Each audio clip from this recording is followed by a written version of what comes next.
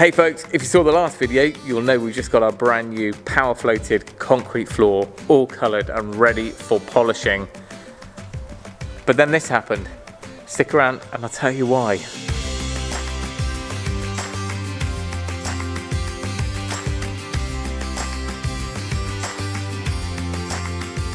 Good morning folks, welcome back to the Big Barn Build. I can officially reveal, we have a floor, it's the big reveal. Come and have a look. So if you've seen the previous video, we finished around 10 PM I think, getting this power floated and it is looking silky smooth. I'll do a full in-depth look at it a bit later on, but for now, we need to take this seamless expanse of concrete and chop it up. That is a problem today. And chickens. Now it's all well and good thinking we could just leave it like this and hope there's no cracking gonna form, but concrete does crack. Even with the steel mesh everywhere and all those reinforcing fibers, it's still likely to have cracks, and therefore we want to tell the concrete where we would like it to crack. So we're gonna cut a 35-40 mil deep line in certain places in the hope that the concrete will kind of form a crack all the way down through at that point, and they're the only cracks. And those ones we will put a sealant in and they become part of the grid sort of feature of the building. Now the big bit down the middle, we do need to put them in certain places and they will be visible. Other places, kitchen and all the smaller rooms over the other side, we can intentionally site those control cuts below our stud walls, which means they're hidden, but the crack can still form. Now it looks real messy because it kind of is, but under here, when we peel it all back and do our DPC, it will all be neat, but we need to think about where we're going to actually put these cuts. In this case, we've got a 90-degree corner, and that's where concrete will want to crack off. So we're going to put our cuts off that corner, but that's kind of the general idea. Pick the weak spot and cut from there. So that's my plan. I'm going to go around first up and mark out with a chalk line all of my cuts. That one's kind of an easy one because it's off the front of the seals. Now we're going off the front of this steel but parallel to that line, so I need to start measuring out.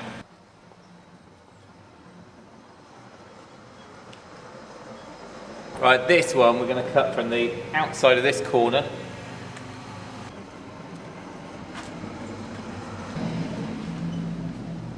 Now normally this is done with a floor saw, big saw like we used outside for the slab, and that's okay. However, this is really critical in that it's right in the middle of the building. Nick said, do we want them to do it? And you know, they would do as good a job as they can possibly do, or do I want to take it on myself? And I said I fancied the challenge, because like concrete control cuts, I'm a control freak. Nick has actually asked us to give him some feedback on how well this works, because sometimes you do really want a critical sort of line, maybe it's in a much more visible space. It's going to be a slightly thinner blade, but I've got some diamond blades for the track saw, and we're going to see how we go.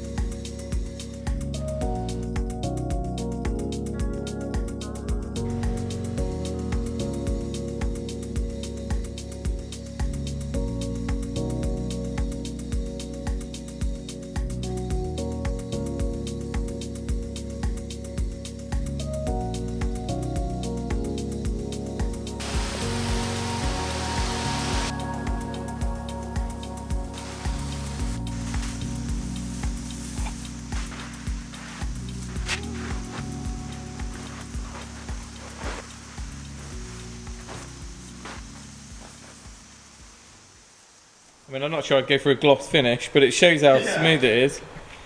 I mean, we were told we could literally soak it and flood it with water for 2 weeks as an option. So trapping moisture in with the polythene is a good thing, isn't it? It's got to be. I mean, there must be hundreds of litres of water in there anyway already. Yeah. We're blessed with the weather that it's so stable. It's not like... Yeah, the wind would have dried it out loads. Freezing or something. Or freezing, yeah. That is amazing how good that looks. It looks like an epoxy floor. Well, before we cover it up, look how good that looks. With a bit of water on it, you can kind of begin to see how good the finish is already, even though it's still got a lot of work to diamond polish and stuff, it sort stuff out in the future. But we really need to park this now, because the idea is not to even think about flooring right now. So we're going to polythene this end, got the other cut to go. The cutting is going amazing. That is a 40mm deep cut all the way through, absolutely straight as an arrow, off every corner, every post, and all the way through.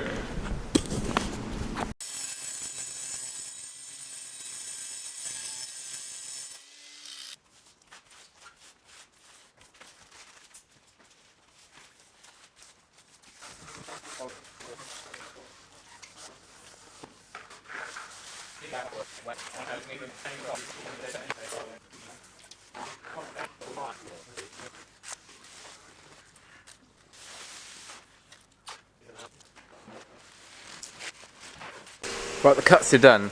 I know they're not, we've got one more to do in the patio area, but I can do that in a minute. We can let it dry out. Tip, if you're going to use the track saw, it works great dry with a vacuum on. It kept it really real clean all the way through, and it needed the filter just cleaned or shaken out twice. All these cuts on the vacuum. But as soon as you get any moisture on there, like after we flooded the floor and then I did a bit of a wet cut, of course, normally you use a wet cut saw and it would suppress the dust, but in a track saw where you've got all those little airways and kind of veins of air inside the housing, they clogged up real quick. So we've just taken it apart. Here's a quick photo of what it looked like. It was not good. And that little vacuum is good. It's got an alarm on it, so when it senses a loss of suction or too much resistance, it lets you know, and that's what it was. Anyway, one more to do. I'm going to let it dry a little bit. We've now got moisture trapped under here, and that's a good thing, I hope. There's just a film of water, I guess you'd say, underneath. That's why all this polythene's sticking down, otherwise it really would be flying around if it was a windy day. Next to get down is the Corex. We're going to use the thinner one because we're cheapskates, but actually it would have been almost double just to add an extra millimetre thickness. So they're the 2mm boards or sheets. We're going to get them down, tape them, and hopefully that will just give us a continuous sort of barrier for sawdust, water, grub, anything that we bring in on our feet, and that will get down. And then I'll show you what we're going to do at the end gables, because that's going to be the most used and most trafficked part.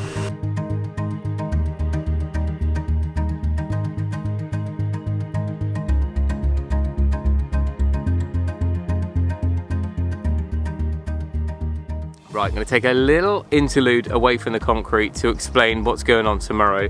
Eden's wanted to do a bit of a fundraising project in a while, and she's finally decided to do it, and it's happening tomorrow. So a couple of weeks back we set off on a trek and we did half the length of the Malvern Hills, and that was hard going enough. That was our test route, and with all 4 kids, and tomorrow we're going to go for the whole thing. So wish us luck, but more importantly, if you can head down to the link in the description and support her challenge, that would be amazing. I say her challenge, you know, we're all going, and Joe and I are carrying children, and at the end of the day, it's more draining just spurring them along. Eden set herself a target of £100, which she was absolutely chuffed to bits when she smashed that within a night, because we put the link up. I don't even think we put the link up. Someone managed to find it, and the next morning she'd already met it. She increased it to £500. She's done another one, increased her goal to £1,000, and already she's met that. So we would love it if you could head over and spur us all along. We'll give you a bit of an update over on Instagram during the day and maybe post day if we make it. And for now, let's get back to the concrete on flat level ground with no children.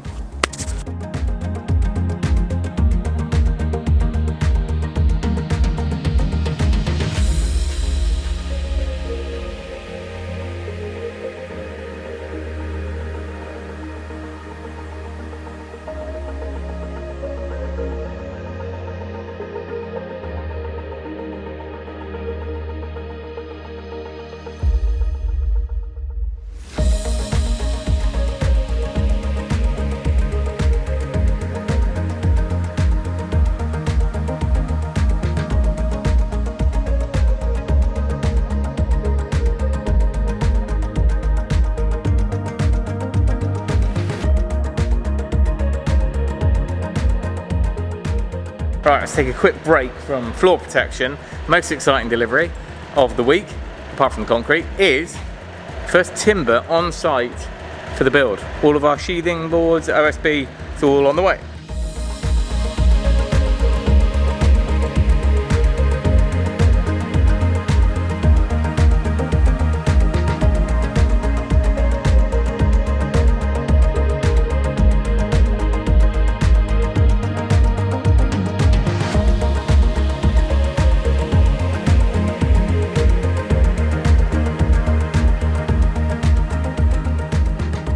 And just like that, our new floor is all gone.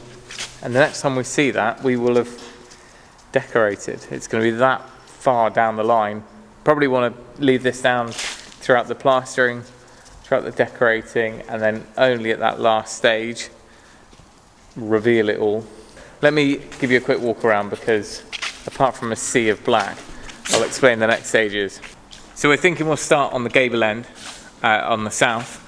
The sides are far more protected from just the scaffold sheet, so we can leave them in place for however long until we're ready. We might even build these in panels and stand them up a bay at a time. There's nothing there or there, and then there's two up there. By starting on this end, of course we're starting with the tallest, but really once the studs are up, we want to get them boarded on the outside and then the membrane. And I'll go through the whole design on the timber framing in a future video. But optimistically, maybe a week or two to get the whole of that framed, boarded, membraned on the outside.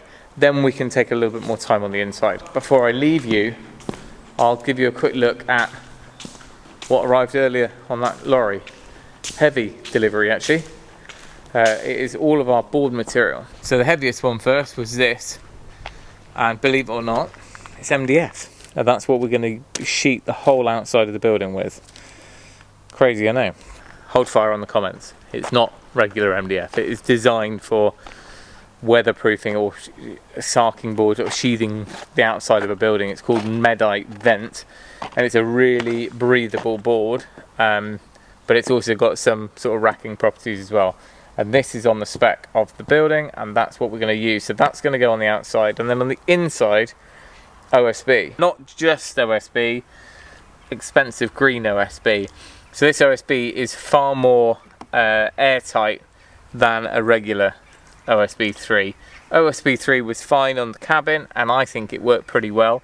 It's hard to tape because it's always a bit rough, but the benefit of this one is this green finish that has been put on it is actually far shinier than I thought. This is a vapor barrier, so the boards will go up, we'll have a fully airtight, fully vapor-proof barrier on the inside, and then we will tape all the joints. That's a really good option for a timber frame passive house, and that's what we've seen a lot of people use, and we kind of like the idea, and it's basically what we did on the cabin. So it's a very similar wall design that we practiced on the cabin, albeit on the outside of the cabin we had a 40mm wood fibre board. On this one we just got this sheathing board because we've already got 300mm of insulation in the wall. So that's the plan, and that's all going to happen in the next couple of weeks. But I'm going to leave it there. Here's to the next chapter of the build. A blank slate, flat surface. It feels so nice in here. Can't wait to get a tower scaffold in here and wheel it around and not have to adjust the wheels every 2 minutes. But there we go, timber framing starts next week.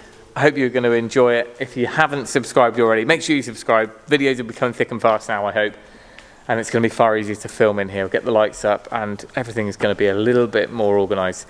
Thanks for watching, and remember, if you can, do it yourself, and we'll see you next time.